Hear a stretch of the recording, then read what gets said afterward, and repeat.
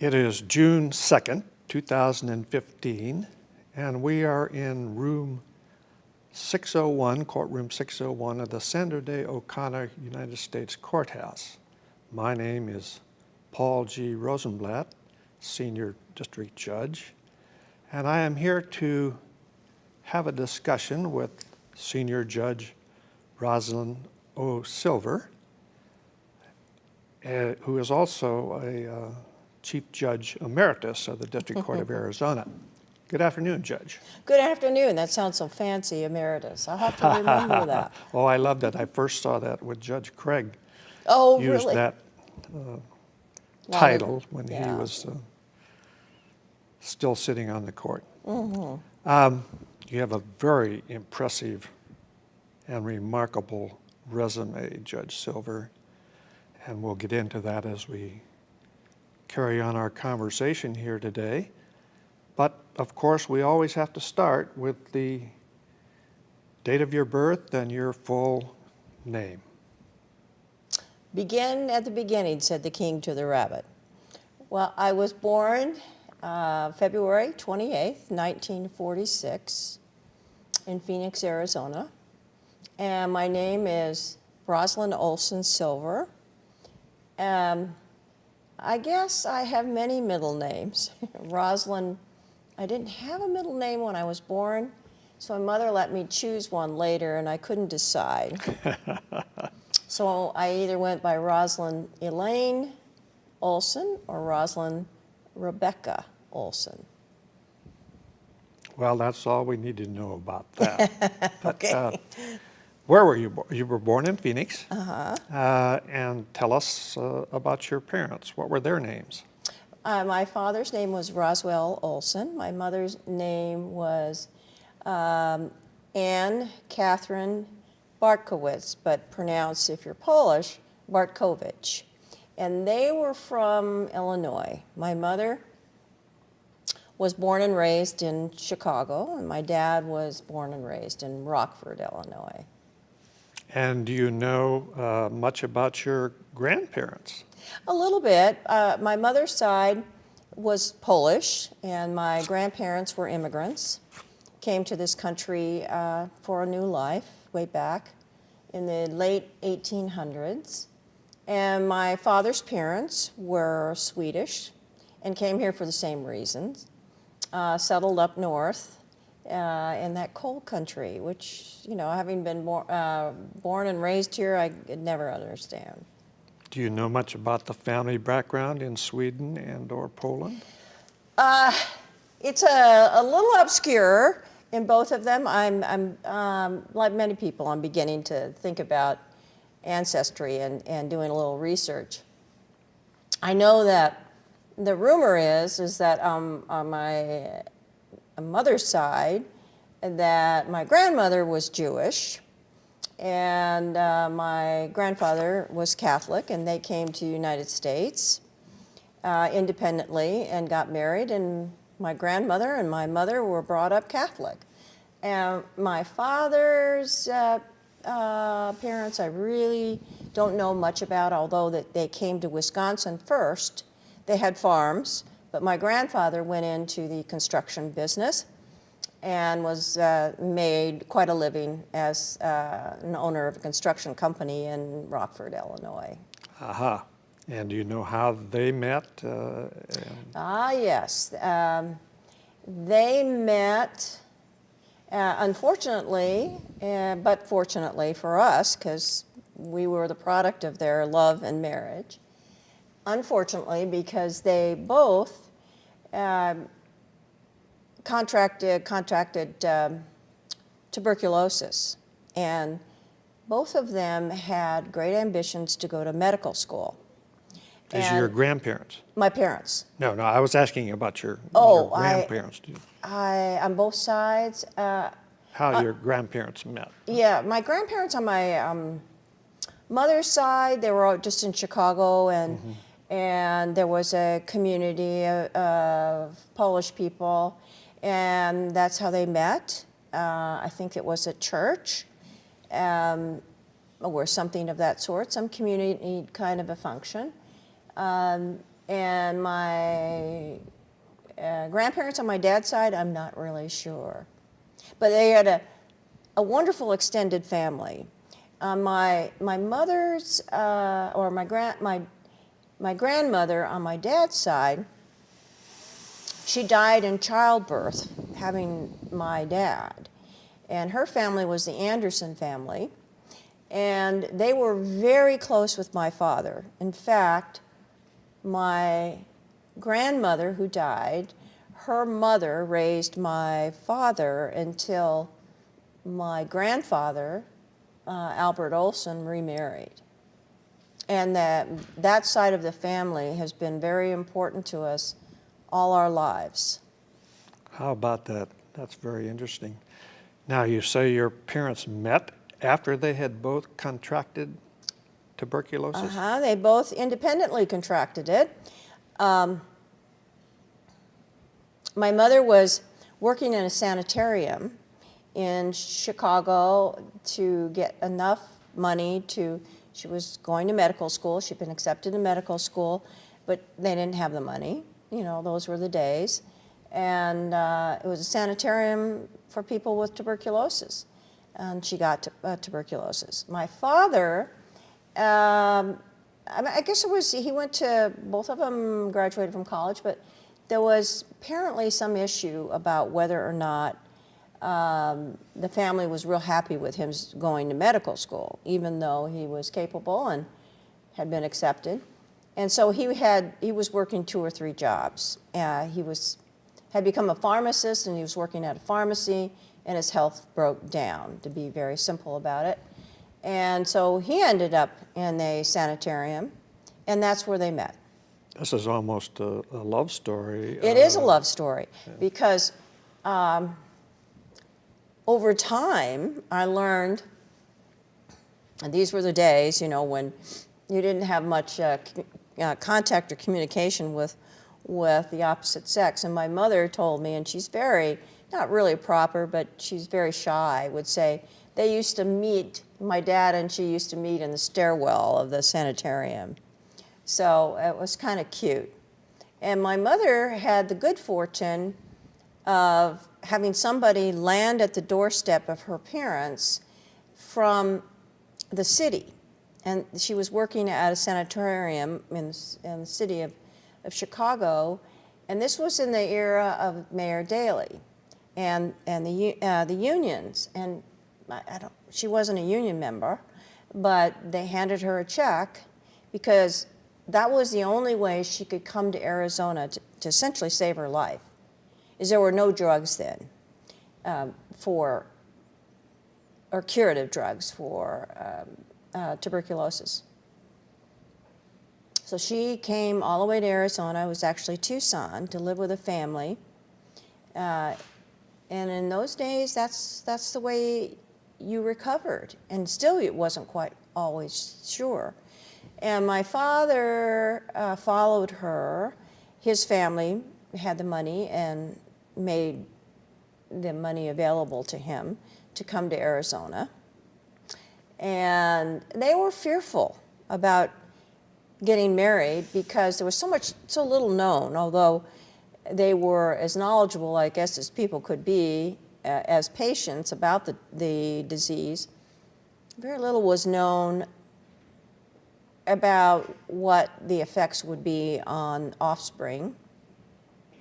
And people were very careful about getting near them, close to them, that they might contract the disease also.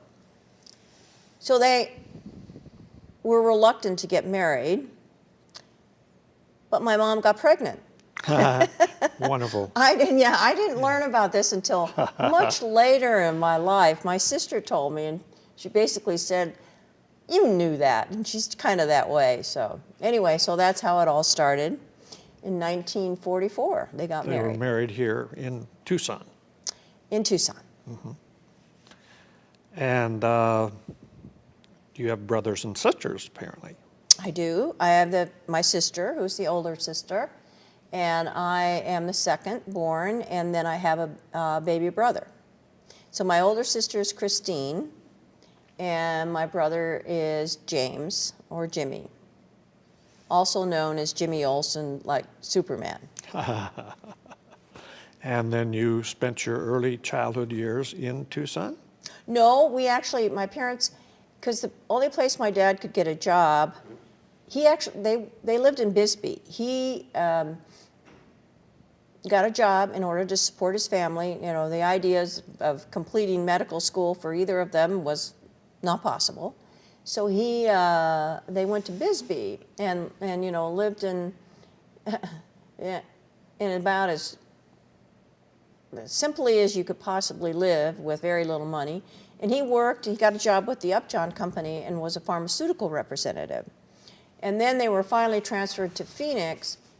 And I was born in 1946. I believe that I was 3 months old. And the only reason I know that is because when I had to prepare my entire background for the Department of Justice and DOJ, you know how it is, you have to set forth every place you lived. Every job you ever had and every place you ever lived. Yes. Amazing process, isn't it? Mm-hmm. Well, early years then in Phoenix, after your dad got transferred here. And tell us about those early years in Phoenix. This is just post-war. Do you have any recollection of Well, I don't, those in days? contrast to what people say when they learn that I was born and raised here, I don't remember it being as hot as it is. We didn't have air conditioning. We had, you know, fans, and then we were fortunate to get what we called evaporative cooling. I had a very good childhood, a very happy childhood with my parents were enormously supportive of us and wanted to ensure that all three of us had what they were denied because of health issues. And so they didn't have a lot of money, but they said, one thing we can give you is an education. And they did that. They did. Well, tell me then about where you went to school, grade school. And Yeah, I went to, at that time, the best public schools were very good schools. And my parents learned that the best schools were the Madison schools. And there was a new school, Madison number 3, and they moved to that area, 12th Street in Glendale. I think it was in 1950, and they owned that house until my mother died we sold it, I believe, in 1999. And of course it was as far west or north as civilization would allow. that's right. In Phoenix. There wasn't much out there. Wasn't. Orange groves. Mm-hmm. Lots of orange groves. Yes. I had a sister who, she and her husband lived at 7th Street in Glendale, just not too far from where you grew up. Well, that's right. Who knows? I might have known her. Probably. Yeah. So all three of you went to Madison. Yes, and it was a terrific school. It was a school where you could, if you made an effort, you could excel. And in contrast to my brother and my sister and I, were very involved in student politics. We were president of the student bar or the student body association, and we played instruments, and it was, you know, grade school then was easier, I think, than it is now for kids. And then I went to Camelback High School. My sister, we had a choice, but my sister, who's older, chose Camelback and was fine, and I enjoyed that education very much too. What musical instrument did you play? I played the clarinet very poorly. Then I played the piano, a little better, but not real well. Uh-huh. And going up then at Camelback High School, did you have any jobs, or were you still involved in student government? I was involved in, yes, I was a student body officer. I was the corresponding secretary. I was a cheerleader. I went to Girls State. I was an officer at Girls State, but I can't remember what it was. There were a number of things that I did that I very much enjoyed. And I really didn't know then what I was going to be, which made sense. You know, it was appropriate then not to make a life-changing decision. I always thought about law a little bit, and my father was always encouraging me. And because the more he encouraged me, the more I said no at that time, you know. But being in student politics, I was also on the debate team. And it was always important to make great grades. You know, we couldn't come home and talk about getting a B, or if we did, we had to explain. My parents weren't rough on us, but They had expectations of your doing very, yes, very well. Right. And you couldn't let them down. No. And my brother was the only one who could slide. He was the brilliant one. And then you graduated from high school when? Graduated in 1964. Mm-hmm. And at that time, I wanted to go to school in California, like most kids. I had been accepted to the University of California, but I couldn't afford it. So what I did the first year is I had a full scholarship to California Western University. And after the first year, I persuaded my parents, let's just get me residency. And so I transferred to the University of California, Santa Barbara. I see. And California Western was where? California Western was in San Diego, which was a good place for me, particularly good because I had, you know, full scholarship, including, you know, I had room and board. Sure. And we, you know, in those days, Judge Rosenblatt, the education was much more available to everyone than it is now. It wasn't as expensive as as we see now for kids. Well, Cal Santa Barbara had to be a great place to go to college. It was, except you had to study. So, you know, it wasn't all beach time. Yeah, huh? People tell me about, oh, you must have been swooning on the beach all the time, and you know, you just kind of get used to it. And when it got foggy, you didn't like that either. So. That's right. It's not all sun and beach, is it? So you finished there then. Were you engaged in campus activities in college? No, not really. I didn't mention too that part of my scholarship at Cal Western, which I was able to continue at the University of California, Santa Barbara, was a dance scholarship. My sister and my mother got us into dancing when we were 3 years old, and I liked it. And I knew I was never going to make a living. I was not Fred Astaire or Ginger Rogers by any stretch.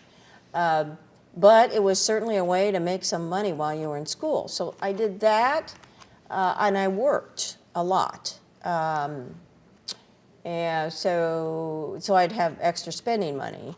I did for one semester, I was able to get a scholarship, and I had to pay for expenses to go on what's called the University of Seven Seas. It was then. It's Chapman College, and so I traveled around the world. Yes, and I recall that. Yeah, studied other cultures and thought I would go. That was the first time I really thought about law, because I thought, wow, it'd be great to be in international law. But I'd have to learn a language much better than I knew. So you had a bunch of part-time jobs? Part-time job, mostly waiting tables. Mm-hmm. Waiting tables. I also worked, I was fortunate to, one summer, 2 summers I was lucky. One summer I worked on a ship that went over the Great Lakes in Canada called the Georgian Bay Lines. And I was a hostess and a waitress, and somehow those people had a lot more money. And I was also in the ship show, and so they gave me, minimum wage to be in the ship show. That was fun, and I made money. And that actually was very important for the money I needed for University of Seven Seas. And then the other time I worked at Yosemite, and I love the outdoors. Great place to work if you're in college. So I've made a lot of friends, a couple of that are still my friends. Again, waitressing probably in the resort hotels. Right, and also I was a maid, cleaned the tents. Kenny, right, Yeah. right. Not And a the young problem. men in college were driving buses and Yes. were gear jammers, and it was a Right. wonderful way to spend a summer when you were in college. Really. And then of course you used to have, because you're in college, you used to have some parties now and then. And what I remember quite well was the best parties were thrown by the garbage men because they were on union wages. So they had the money. And then spend it on you. Yeah, you spend it on a big party. By now you're thinking seriously about law school. I am. I guess I was thinking about it pretty seriously. University of Seven Seas, which was my junior year. And I was finally persuaded. I had a double major. I was psychology and political science. And I took a course my senior year with a judge, Judge Joe Lodge. And he was a judge for Santa Barbara City Court. And he's taught the Socratic method. And I thought, this is kind of fun.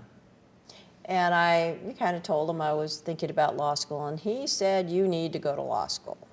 So that's what I needed, is to have, that kind of positive influence. Sure. So what happens next? So next, I applied, and I was accepted. I was accepted here, and I was accepted in California. But that was an age when there was a lot of disruption. I was at Santa Barbara when they burned the Bank America. There was all this protesting and that type of thing. And, to be truthful, my parents were not comfortable with me being there. And to be truthful, I don't know if I really was. Although I thought it would be better to go to law school in California. But I came home. My dad told me that that ASU Law School with Dean Pedrick was, from everything he could tell, a very good law school. And also I could live at home. So I came home to go to ASU Law School. I wasn't quite sure I was going to like it. I certainly thought a little bit about, I'm going to be one of the few women.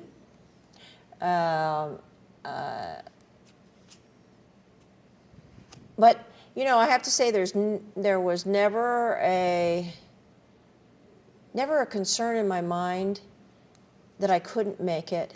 I don't know where that comes from. Likely it's from the environment I lived in. My dad told my sister and I and my brother there was nothing we couldn't be. And at least I believed him. So, and I had this romantic view about what a lawyer would be. But when I picked up the books, and they were, piled high, I thought, there's no way I'm going to like this. But I really enjoyed the study of the law. I was surprised. So that's how we got there. And so when did you start law school then? 1971. 71. And 1968. 68. Graduated yeah, in 71. Right. Yeah. Incidentally, when I was in the Arizona Attorney General's office after I finished law school, I represented Dean Pedrick when they had a secondary boycott over at the Hayden Library They were building it, and I think was the wives of the union members who couldn't strike decided that they would demonstrate in place of their husbands. But anyway, Somehow we became friends early on. Yeah, I remember. yeah. I remember a little about that. Right. So law school now turns out to be fun, and you're really going to go after it because that's who you are, is to succeed and do the very best that you can. Tell us about law school then, after you found out that you did like it and that it was a challenge. There were certain subjects I liked better. I liked the rules. I did well in the federal rules of civil procedure, criminal rules, tax, UCC, those types of classes. I enjoyed philosophically constitutional law, but those weren't my strongest classes. Although now, of course, that's what I like the most. Although I still have quite an interest in federal jurisdiction. I was on the law review. I was an editor of the law review. I was the comment editor. So I learned to write better than I had, and I always tell everybody that that's what practice of law is all about, particularly today. When you and I started, there was a lot of trials, but not so much now. Everything went to trial. Yeah, everything went to trial. Well, do you have professors that had some impact on your life, or that you recall as being more inspirational than others, or anything like that? There are two. I would say Professor Efland, he was very positive about women, and he wasn't patronizing. He was just a nice human being. He was always there for us. And I liked Professor Cleary. They used to call him Easy Ed, which he wasn't easy, but he was so delightful. And of course, Pedrick was very good. And He was outstanding. Outstanding. A great leader for that law school. And he was very interested in ensuring that we had diversity. There were only 5 women in my class when we started, or maybe there were 6. I think we ended up with 3. Which was, let's see, a fair number of women students in those days. So is that fair to say, or would you? Well, there were 120 students in our class, so, to end up with only 3 is not really a lot. 5 isn't very many either. But there was almost a tsunami in the next few years of women. By the time I graduated, I think 10% of the class were women. And then shortly thereafter, another 2 or 3 years, it was 25%, and then finally Now 50. over 50%, Yes. I think, in most places. I think there were 3 women that graduated in my law school class, and maybe a half a dozen others that had started and were in other classes at that same time. But now there's been a tsunami and an appropriate change in that student body enrollment. Okay, now, what all did you do? You said you were on law school review, or on law review. Any other activities in law school? No, I Moot court, did you say? What's that? Did you do moot court? I did, but I really didn't focus on. It was more writing. I was, for the first time in my career, as student career, I was really a student. And that's because I wanted, it was not easy, and I want to succeed.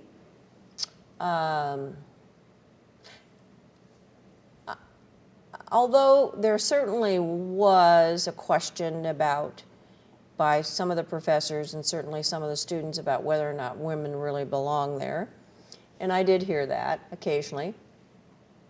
I have to say, it didn't bother me because I had the self-confidence, and I think I had to learn emotional intelligence early about dealing with discrimination or comments. And I have to say I'm much happier when they tell me that than when it's subtle.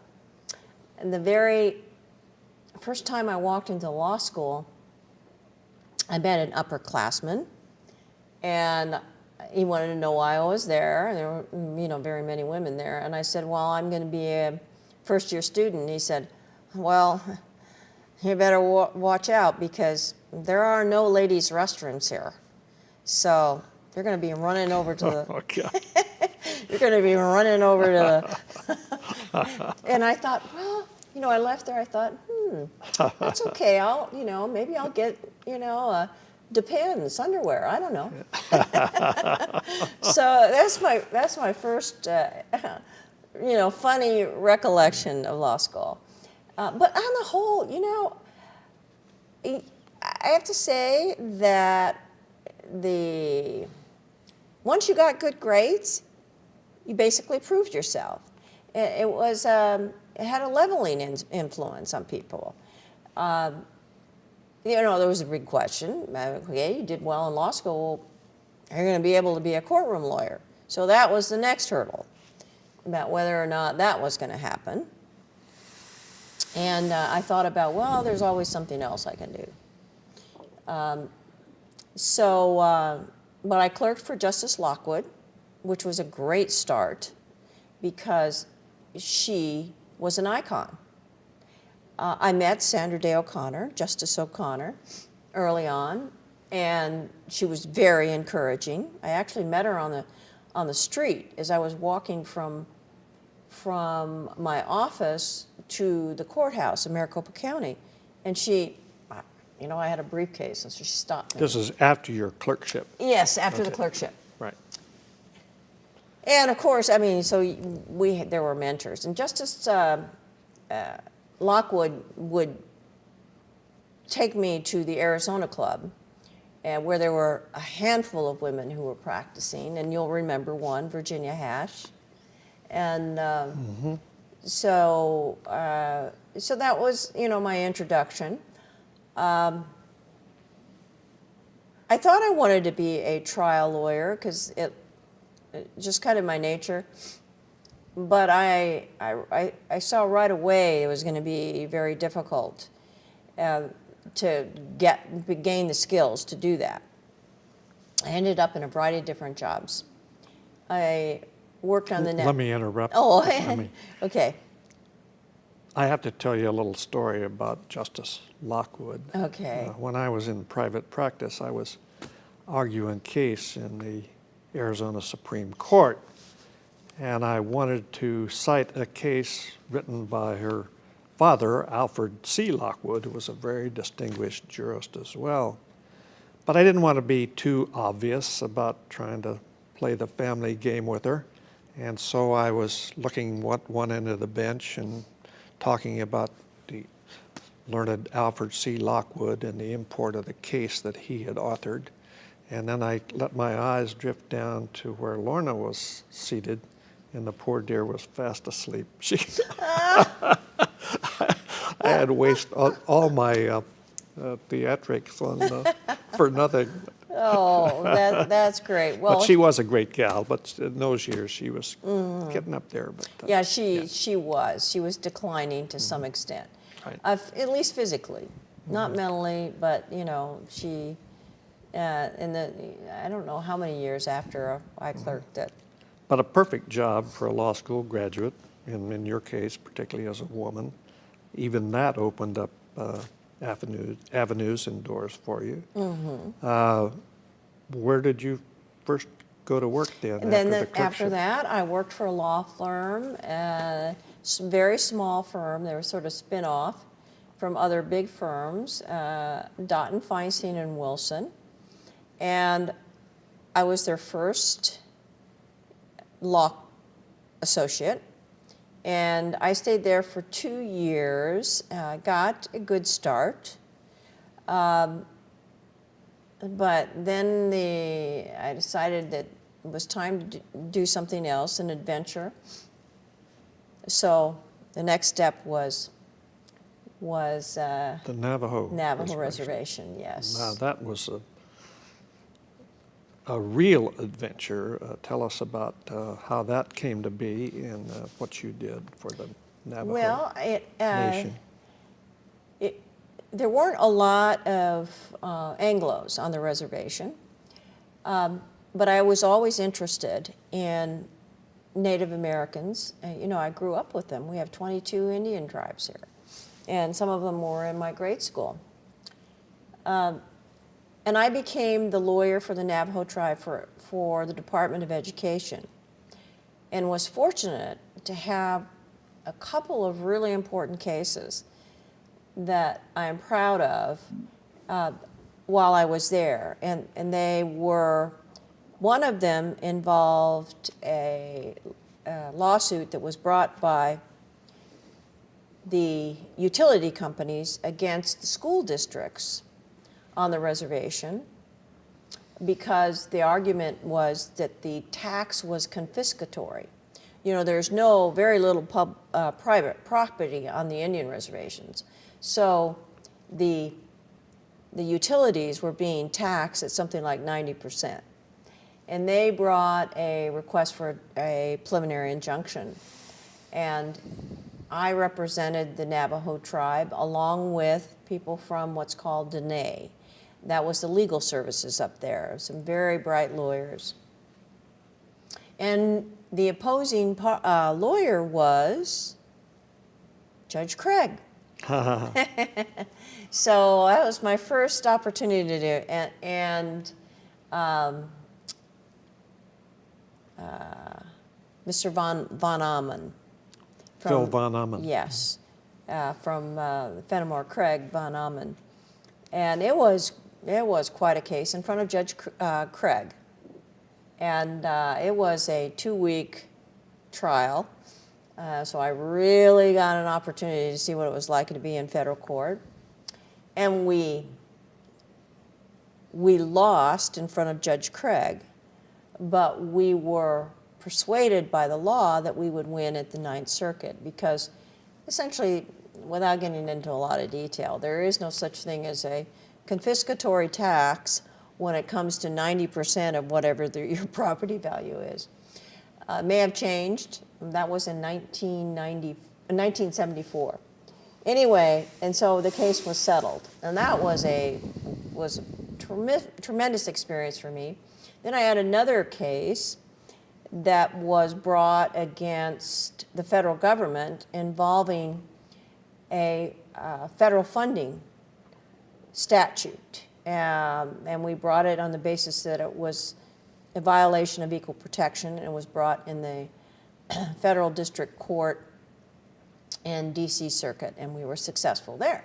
So I had a couple of great years. Plus, I was out in the open. And right. You live in Window Rock? Lived in Window Rock. Mm-hmm. Mm-hmm. What living accommodations did they have for a single woman? Yeah, well, they had accommodations for tribal housing, and they were fine. There were little places, but it wasn't a problem. I had a horse. I had a couple of dogs. I kept my horse nearby and learned to ride and learned to barrel race, but I wasn't really very good at it. I was too old for it, but it was fun. But you got to see an awful lot of beautiful country. Absolutely. And I'm sure you traveled all over Monument Valley and took advantage of those opportunities while you were there, I hope.